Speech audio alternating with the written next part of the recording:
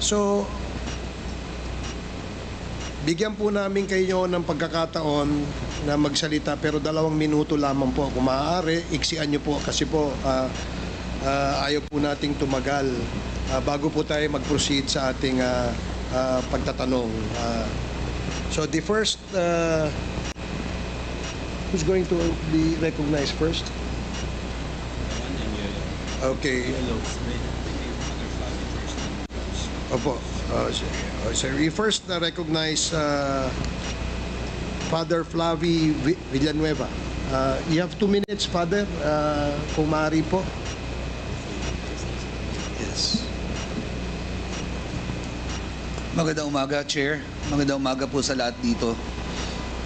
Ako po ay si Father Flavi L. Villanueva, SVD. Isang pare na nakakita, nakasaksi, at patuloy na kumakalinga at naghahandog ng paghilom sa mga balo ulila na biniktima ng war on drugs noong nagdaang administrasyon. At dito ay nakita ko ang kawalan ng katarungan, kawalan ng sistema, at higit sa lahat, ang karumal-dumal na pagpatay sa mga nasalaylayan.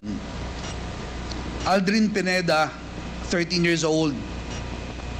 Bakit ako pinatay ni Omar? Si Omar ay isang pulis sa Tondo. Micah Alpina, pangarap ko maging pulis. Pero pulis din ang pumatay sa kanya, 3 taong gulang. Erwin, 29 years old. Ipagluluto kita ng pansit, bibili lang ako, pagbalik ko, pagdiriwang natin ang kaarawan mo. Hindi na siya bumalik at 6 na bala ang tumoda sa kanya. Naka-civilian pero kompleto sa battle gear. Si Berto ganun din. Ang huli niyang wika, papasada lang ako ng tricycle, pagbalik ko, pagdiriwang natin ang birthday mo, mahal. Civilian ang pumatay, pero tinorture, tinago, bago pinasabog ang bungo. Kung nagkaroon ng kawalan ng sistema sa pag-imbestiga, nagkaroon ng sistemang pagpatay sa kanila. Mahigit 200 ang kasama ko sa baba. Lahat sila may kwento. Lahat sila nawalan. At ang nawala sa kanya ay ang mga taong bumubuhay sa kanila. Katulad doon na sabi ko sa Quadcom, bago ko ibigay yung microphone sa mga kasamahan kong naririto sa pangunguna ni Randy De Los Santos, na siyang kumakatawan sa program Paghilom at susunod magsasalita. Sabi ko sa Senado, kung mayroong sistemang pinagmamalaki, kung mayroong baril na ginamit ang mga nanlaban at tunay na nanlaban sila, then Mr. Chair, let it be. Let it happen today. Let it happen in this Quadcom.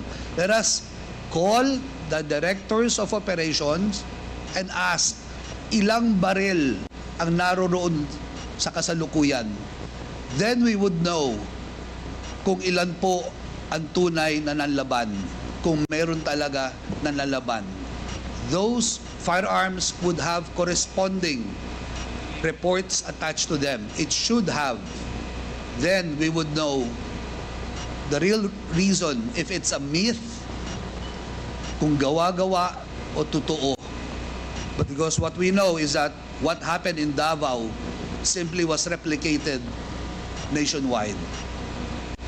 I will park for the moment and allow the victims that I'm with to speak, beginning with Mr. Randy De Los Santos, the uncle of Kian De Los Santos. Okay, maraming salamat po, Father Flavi. Thank you for cooperating. Sa lahat po ng tatawagin namin, pwede pong maiksi lamang po, ha? The next is Attorney Cristina Conti, NUPL NCR.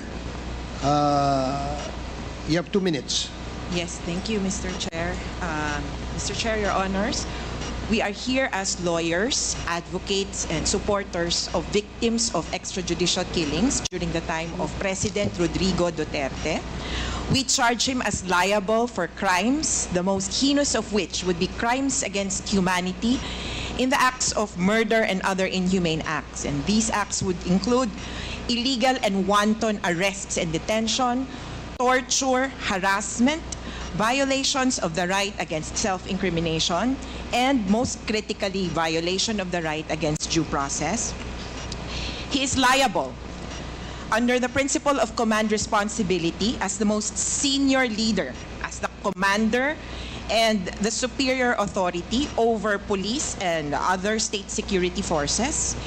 He is liable for conspiracy because of the institution of a state policy to neutralize, negate, whomever he identified as so-called quote-unquote enemies of the state under the guise of anti-drugs, anti-criminality, and anti-insurgency campaigns.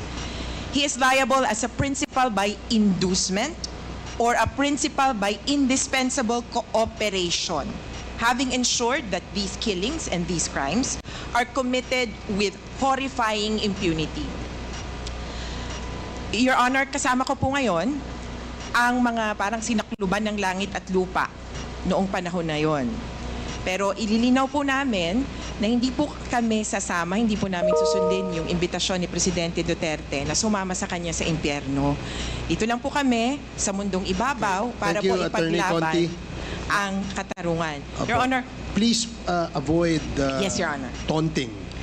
Whatever, for lack of a better word, iwasan po natin yon. Yes, Kasi Your po, tayo po ay mga professional dito at gusto po natin na sana maging matiwasay yung ating pagpapakonduct ng hearing na ito. I hope you understand. yes, Your Honor. I'm just echoing statements from the Senate hearing, Your Honor. But anyway, ang para po sa amin, wala pong kapatawaran kung walang katarungan at walang katarungan kung walang katotohanan. Kaya ito pong pagkakataon na ito ay para po malaman kung bakit ang quote-unquote war on drugs, gera laban sa droga, naging massacre ng mahihirap. Kung bakit, akala ko ba ubusan ng droga, ang nangyari po parang meron pa palang protector ng mga drug lord na nasa posisyon.